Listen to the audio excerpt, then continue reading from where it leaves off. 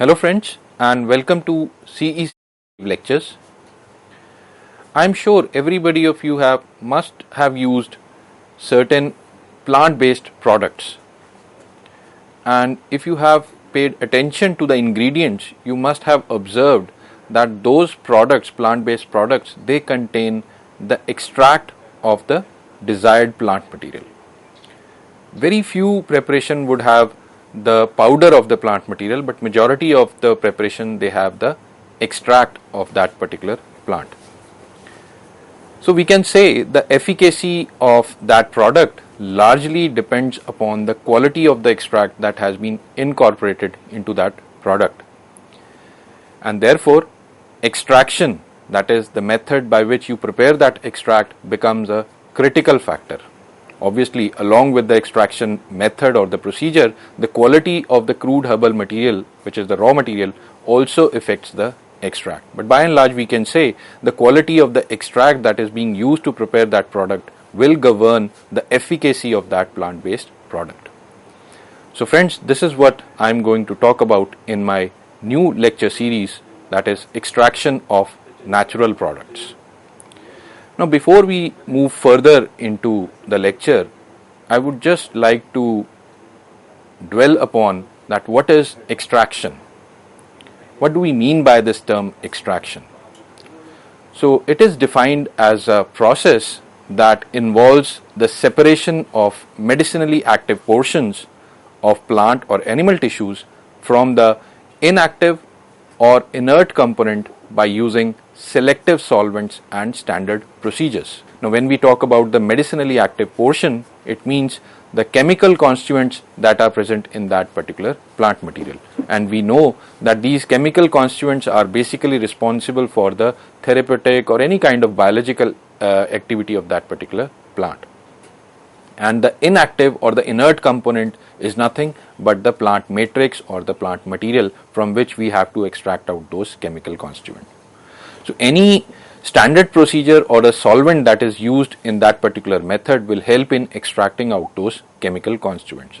So if we further simplify this definition, we can say that extraction is a process by which you can separate the desirable constituents or the components of the plant material using a selective solvent and a standard procedure. Now, the product that is obtained after extraction has different names.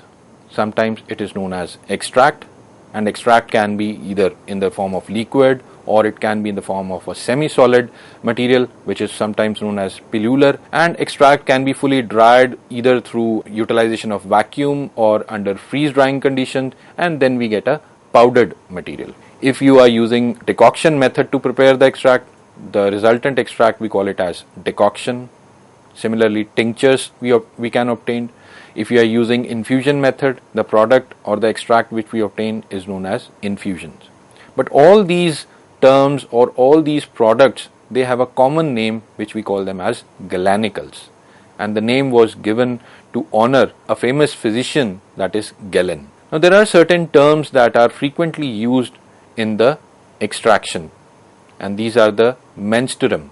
As we discussed in the definition, that a selective solvent or a particular solvent is required for extracting the constituent from the plant material. So the solvent that is used to extract the constituent is known as menstruum. And during the extraction or after extraction, the solvent is rich in the constituents which are required to be extracted. And that mixture of solvent having the constituent, we call it as micellar. And the plant material that is left after the extraction or the exhausted drug material which has been left out after the extraction, we call it as mark. So these are the three common terms that are being used in different, or I will say in almost all the extraction procedures. Now we move on to the characters of ideal extraction procedure. Now, what are the characters of the ideal extraction procedure? Now, the ideal extraction procedure should have high yield, that is, it should be exhaustive. When we say exhaustive, it means that it should extract almost all the desired constituent from the plant matrix.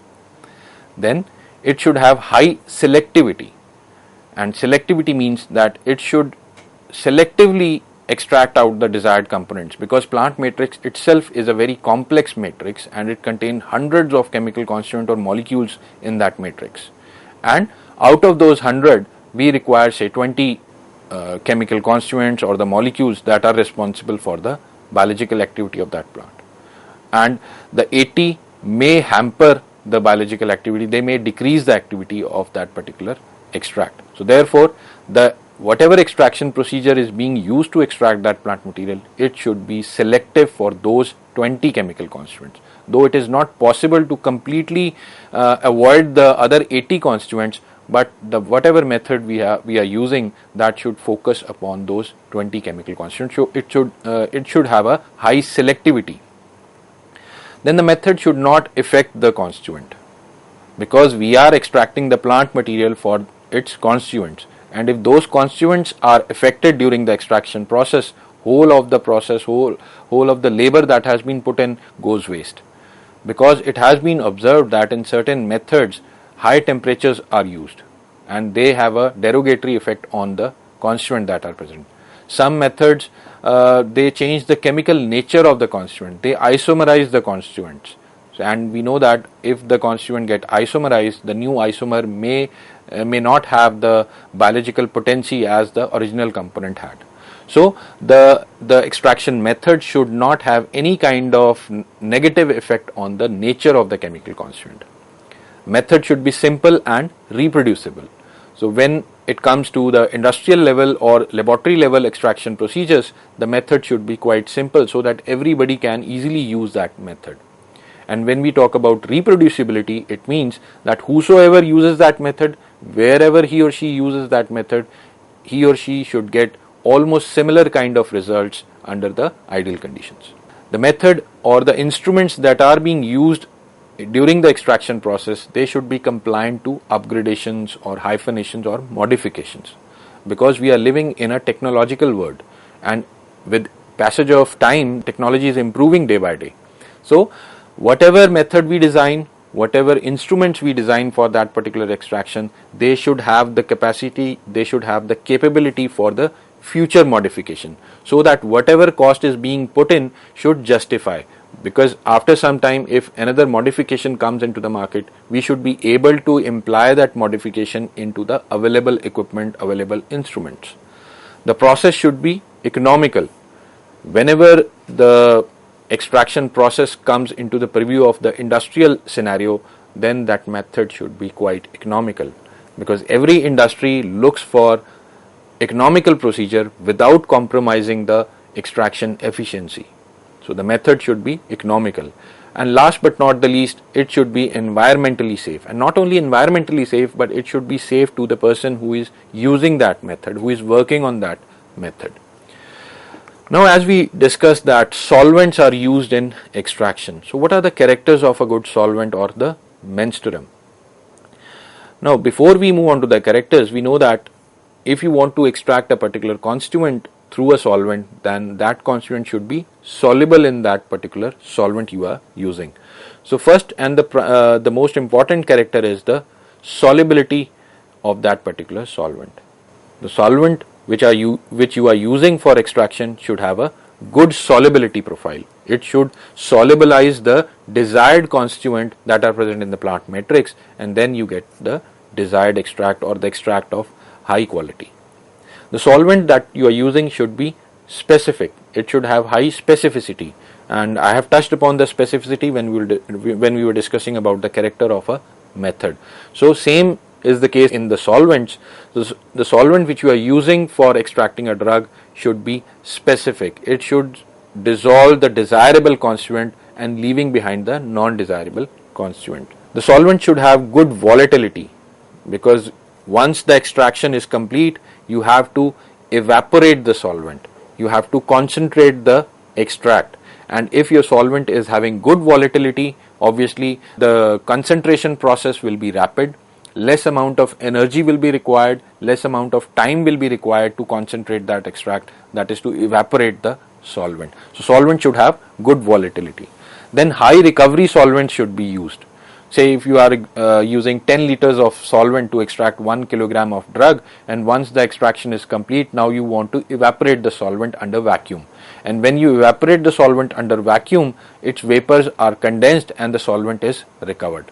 So whatever solvent you are using, the recovery of the solvent should be high, because if the recovery is low, then cost factor comes into the play and the process becomes uneconomical if it has a low recovery.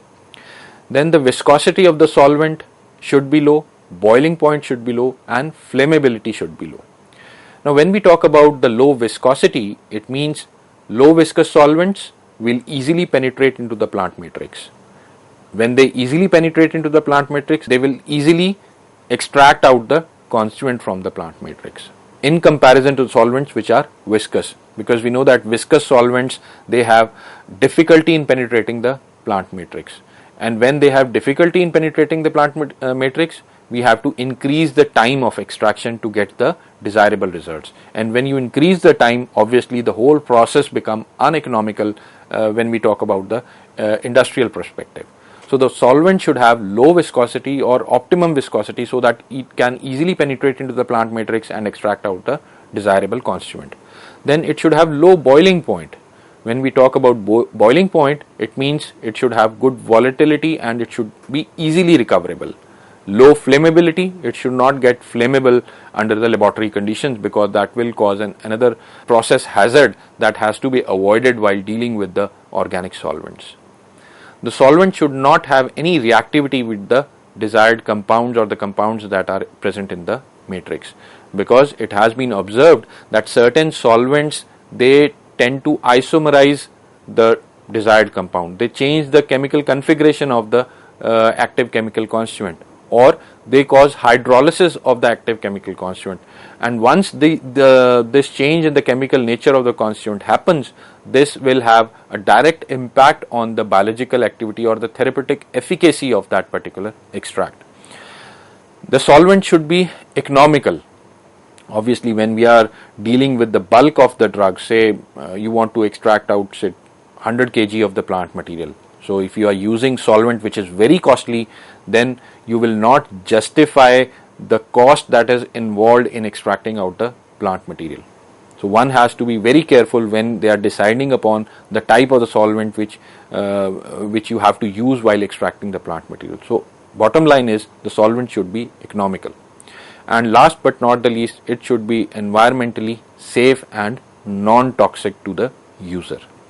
So depending upon the toxicity profile of the solvent, US FDA has categorized different solvents into 3 major classes. Now the class 3 solvents, these are considered to be the most safe and acceptable for any kind of process, and even their small percentage is allowed in the final product. And the most common examples of class 3 solvents are acetone, ethanol, ethyl acetate, 1-propanol, and so on and so forth. But that does not mean that these solvents cannot have a negative impact on the health. If you are using large amount of these solvents, if they have large percentage in the final product, obviously they will have a negative impact on the health. But by and large, class 3 solvents are considered safe. Then the class 2 solvents are those which are allowed in specific cases, and their residual allowance ranges from 50 to 3880 ppm. And again, this wide range is largely depends upon the type of the solvent you are using. If the solvent is slightly toxic, then obviously allowance limit will be very less. And the examples of the class 2 solvents are like acetonitrile or chloroform, dichloromethane, methanol, and so on and so forth. Now we move on to the third class, that is class 1 solvents, and these are acceptable only in some of the analytical applications, and they are completely forbidden in the industry because of their highly toxic effects. Some of these solvents are even carcinogenic. So if a person who is working with these solvents and is exposed to the vapors of these solvent for longer durations, that can lead to the cancer in that particular patient. So that is why class 1 solvents are considered to be the most toxic solvents, and they are normally prohibited in the industrial use. And common examples, we all know that benzene has been completely banned in the laboratory conditions, specifically in the educational institutes. Likewise, carbon tetrachloride is there, 1,2-dichloroethane is there, and so on and so forth. There are other solvents that have been listed by US FDA under this class 1 category. So now we move on to the thermodynamics of extraction. We all know that any process which is going on have something to deal with its thermodynamics, and same happens with the extraction process also. And if a process has to be spontaneous, we categorize its spontaneity on terms of the change in free energy that happens during that process. And this, since this change in free energy concept was given by Gibbs, we call it as Gibbs free energy equation, which is normally designated as delta G of the solution, which is equal to delta H solution minus the product of temperature and delta S of the solution. When we say the solution, it means during the extraction process, a solution is formed between the solvent and the solute, because the solute gets solubilizes in the solvent that is used to prepare the extract. Now delta H is nothing but the change in enthalpy that occurs during the formation of solution, and delta S is the change in entropy that occurs during the solution formation. And we know that for any process to be spontaneous, delta G should be negative and it should be less than 0. So if delta G of the extraction process is negative, obviously the solution formation, that is solubilization of the solute into the solvent, will be spontaneous, and we can easily get the extract, desirable extract, with almost all the solute getting solubilized in the solvent. And if delta G is more than 0 or positive, obviously we require certain input conditions make that process spontaneous, which we discuss ahead. And delta S, that is change in entropy, it is always positive whenever the solution is formed, and obviously it will depend upon the type of the solution that is formed. So by and large we can say delta S normally increases with the formation of the solution, and therefore it is always positive. Now just assume that the change in enthalpy, that is delta H of the solution, is nothing but it is sum of 3 different enthalpies. That is delta H solution is equal to delta H1 plus delta H2 plus delta H3. Now delta H1 is considered as the energy that is required to break the intermolecular forces between the solvent molecules, because solvent contain numerous molecules that are attached with each other, so we have to first break those molecules, and since energy is required, energy is added, it always has a positive sign.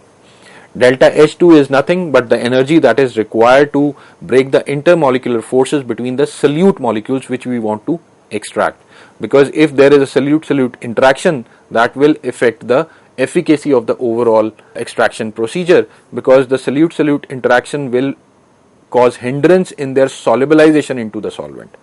So since we require the energy to break those bonds, again delta H2 is positive. Now once these two bonds are broken, that is the bonds between solvent molecules and the bond between the solute molecules, the solute-solvent interactions takes place, and this type of interaction causes release of energy, and this is delta H3, and since energy is released, it is always having a negative sign. Now just imagine two conditions wherein the energy released is more than the energy required to break the two bonds, that is bond between the solvent molecules and bond between the solute molecules, that is delta H3 is more than the sum of the other two enthalpies. When delta H3 is more, it means delta H, net delta H, will be negative, and when it is negative, the overall process is exothermic and it will be spontaneous. If we look back into the Gibbs equation, the delta H will be negative, so the overall delta G of the solution will become negative and the process will spontaneous. But if delta H3 is less than the sum of the other two enthalpies, then delta H solution will be more than 0. It means delta G will be having a positive value, and it means the process will not be spontaneous. So in order to make the process spontaneous, we have to increase the value of T, value of the product of temperature and entropy. And since entropy depends upon the extraction procedure, we are left with only one factor, that is the temperature. For such conditions, if we increase the temperature of the extraction process, then obviously we can make that process spontaneous and we can easily solubilize the solute into the solvent. So this is how the increase in temperature is required for extracting the constituents from the plant matrix. Now another factor that governs is the position of the constituent that is present in the plant matrix. So whenever we put the powdered material into the solvent, then the particles that represent the matrix, they immediately get surrounded by a thin film of the solvent. And since we are powdering the plant material, we are damaging the cellular structure.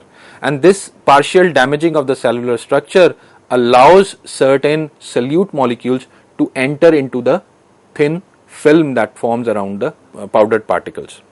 So we can say that chemical constituent or the solute molecules can be present in the 5 different forms in the plant matrix. First, they can be present in the pore of the matrix between the 2 particles and or adsorbed on the pore surface, that is represented by the 1.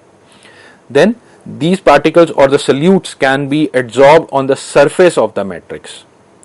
They can be adsorbed in the micropores that are present on the particles. They can be chemically bound to the matrix, or as I told you that when you break down the cellular structures, some of the molecules they leak into the bulk solution. So these solute molecules can also present in the bulk solution, and these are the most accessible form of solute molecules. The molecules that are present in the bulk solution and number 1 molecules that are present between the matrix particles. Now what are the steps that are involved in extraction? So the first step is the molecular diffusion. So the solvent, whenever it comes in contact with the particles or the matrix particles or the drug particles, it diffuses inside those particles, and therefore molecular diffusion is the first step.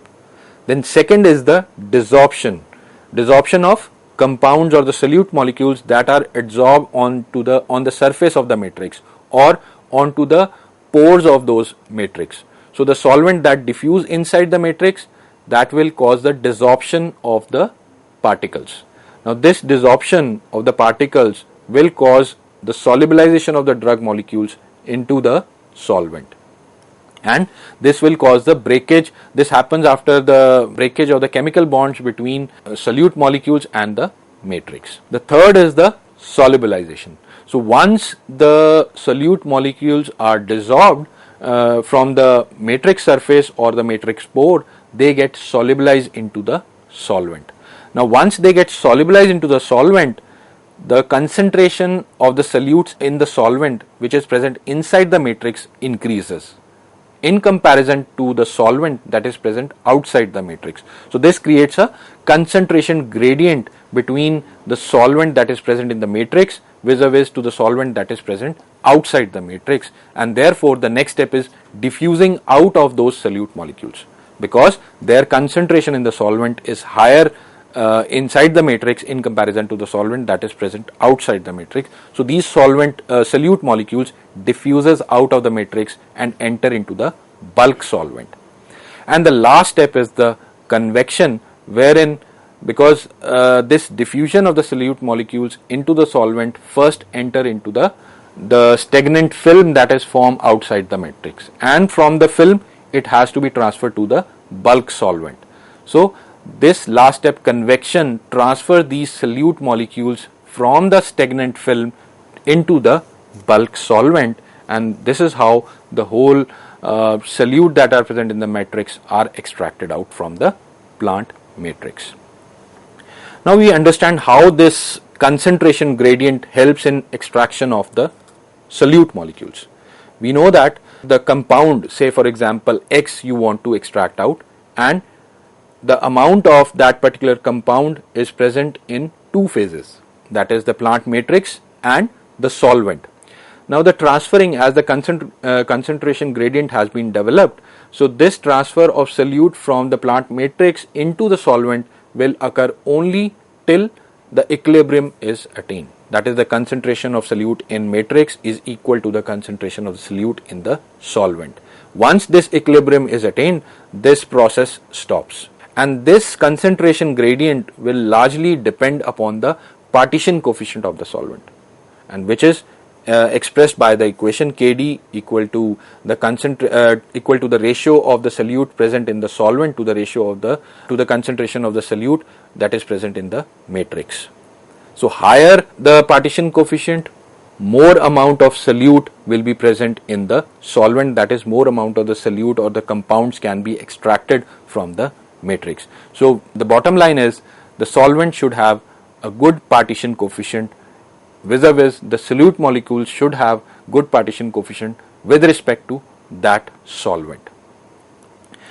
Now apart from the concentration gradient of the solute between the matrix and the solvent, the transferring of the solute into the solvent also depends upon the mass transfer rate, and this mass transfer rate or molecular diffusion is largely governed by the Fick's law, and this Fick's law is represented by the equation which you can see on your screens. Here mx is the mass transfer rate of the solute, that is at what rate the solute transfers from the matrix into the solvent. At is the mass transfer area, what is the area which is in contact with the solvent and the area from which solute from the matrix transfers into the solvent, and the dxa is the diffusion coefficient of the solute X into the solid phase, and Cx is the concentration gradient of the X inside the solid particle vis-a-vis to solvent phase, and Z is the distance that is measured from the particle interior. So this is how basically the thermodynamics as well as the chemistry of the extraction procedure happens, and what is the role of the thermodynamics in the overall extraction process. So friend, in continuation with this lecture, in the next lecture we will discuss some other basic aspects of the extraction process. Thank you.